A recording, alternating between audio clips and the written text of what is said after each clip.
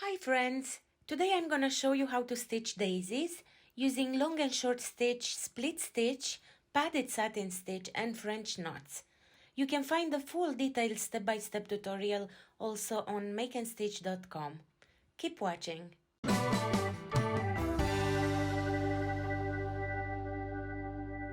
In order to transfer the pattern onto your fabric, you will need a light source, the pattern, fabric, and a pen or pencil.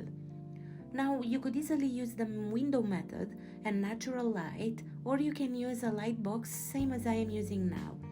This is actually my favorite method. It works really well with most of the fabrics I use for my projects. For this project, I am using a linen blend fabric, transparent enough to be able to trace it this way. When tracing, you will also need a pen or pencil. Here you could choose from many options, to be honest, it's really up to you and the project you're working on. Or you could use an HB pencil or an erasable or washable pen, or same as I am using now, a fine tipped pigment liner. Although it's not erasable, this tip is so fine that it will be covered anyway with the embroidery.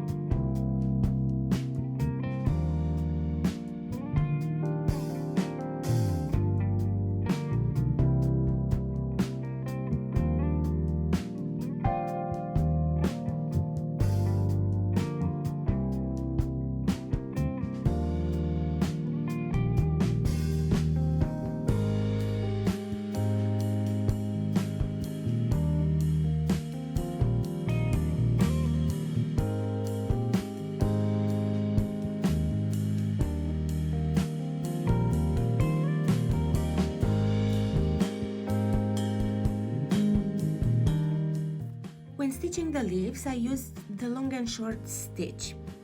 I would normally outline the shape first, then stitch the long and short on top of it. But since I don't have any overlapping shapes in this case, I decided not to outline it. When stitching the long and short stitch, there are a few simple rules to follow for a neat and tidy effect. You'll always want to start from the outside or the wider area of the shape, working towards the inner area of your shape.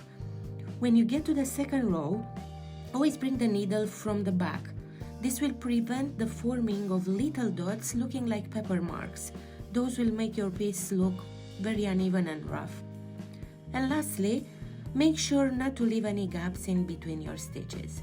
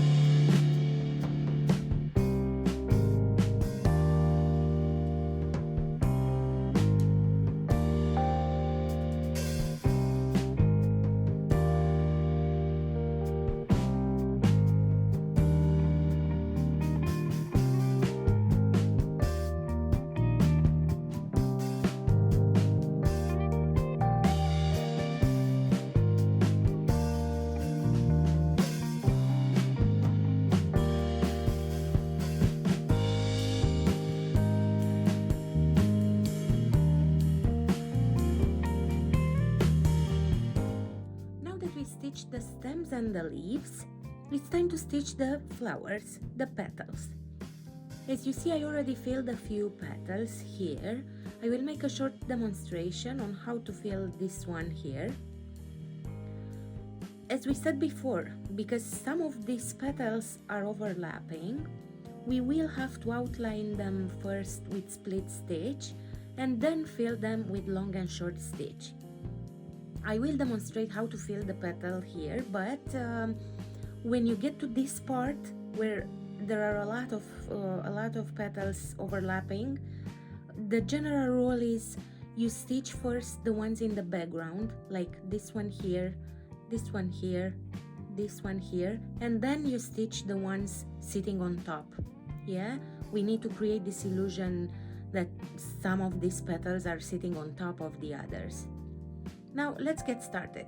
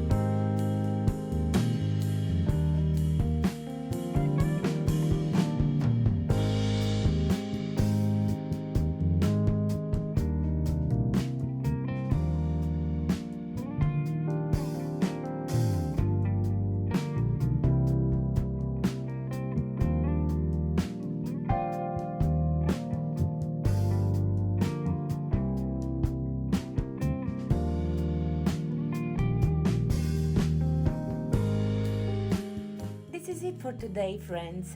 I hope you enjoyed this tutorial. If you learned some cool stuff from today's video, make sure to subscribe to my YouTube channel. Just click on the subscribe button below this video.